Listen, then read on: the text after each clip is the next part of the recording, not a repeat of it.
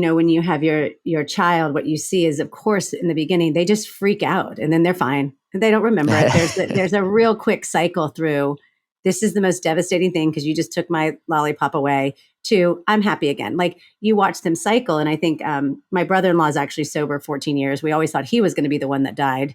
So he and I still joke because we were like, how the hell did you make it? And your brother didn't. But, one of the things that you talk about in terms of, and I was never a big drinker, but what happened when Nate died, I had to stop drinking completely. And I still, maybe I'll have a drink. I've never had a problem. But what I realized is alcohol is possibly the worst thing you could ever do when you're grieving, because it screws up your brain and your ability to get to the dark spot and really sit with the pain.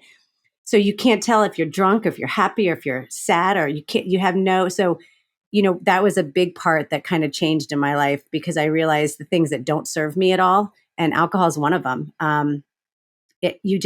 You lose the range, because the alcohol numbs it on one side or the other, or pushes you too far to fun. That's not real fun. So alcohol is really interesting because it stretches that number, but in a fake way. So That's you think you're having fun, but you're not. It's drunk fake you. Yeah. And then if you don't do the work, it keeps coming. And I remember the first couple of weeks, everybody was like, take a Valium, take an Ativan. I'm like, listen, bitches, I'm not missing any of this, because I don't want to run this road again.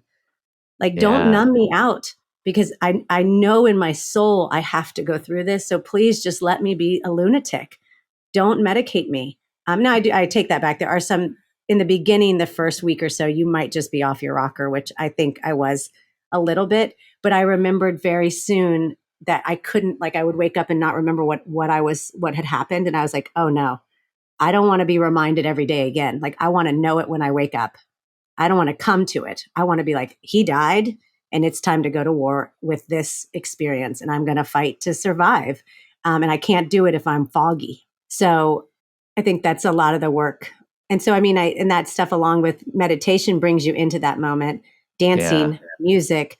There's so many good drugs. Sit in meditation for an hour. You'll feel like you're crazy. You'll feel like you're high. You'll feel it all. Like, dance to like Pink for an hour and don't stop. Like, you will feel something. You will move stuff out. So there's a ton of work to be done and a ton of tools to use, but they are not what we are traditionally told in the United States. Yeah, amen to that. I agree with that. It is so normalized in our cultures. I'm Canadian, same thing. That alcohol is just a normal part of these coping mechanisms.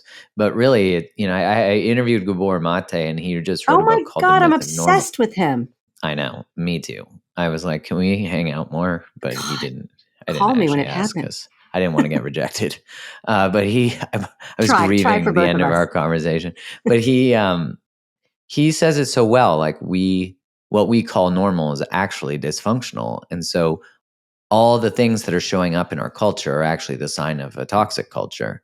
And, how we navigate grief, I remember they removed the bereavement clause from the DSM when I used to be in pharma. And when they removed the bereavement clause, that was I had a friend who had gone through a loss, and he was like, how dare they rob people of the depth of that? And I was like, oof. At that point, I was beginning to really ask questions like that, like the power of emotion. And, I have another friend whose wife left him. He came home and her bags were packed and she was gone. And, it didn't come out of nowhere like they never do, but it felt like it came out of nowhere.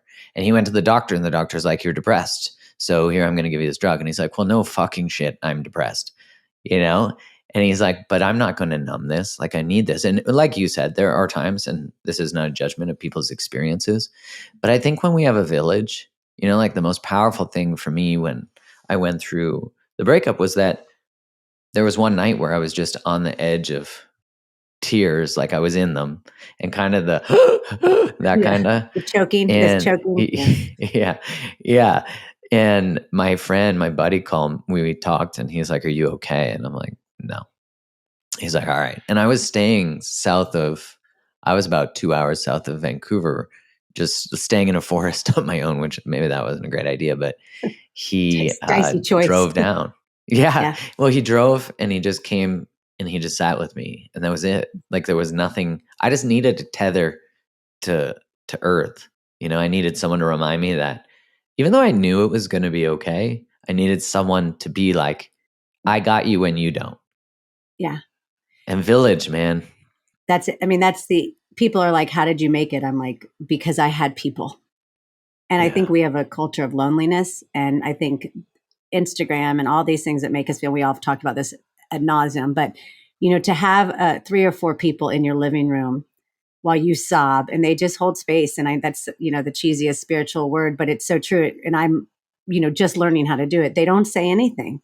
They just witness it and it works itself through, but we don't train for that. We don't, like, what if we taught kids in school how to have a friend be crying and just sit with them instead of trying to fix it?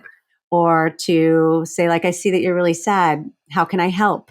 I love that question. And when I work with people as a guide, I'm always like, how can I help? Just because I've been through it doesn't mean I know what you're going through. So how can I help? I mean, it's a beautiful question that we don't offer enough. We start to add, we start to say, do you want this? Do you want this? Do you want a drink? Do you want me to lay down? Are you good? Are you okay? It's like, I'm not okay. And I don't need anything. And that's what my group of friends now, I sometimes just, I'm in awe of them because they navigate the grief with me with just deep silence. They don't say anything anymore. It's too late. We've said everything. So when I cry, they just wait. It's just like this quiet moment.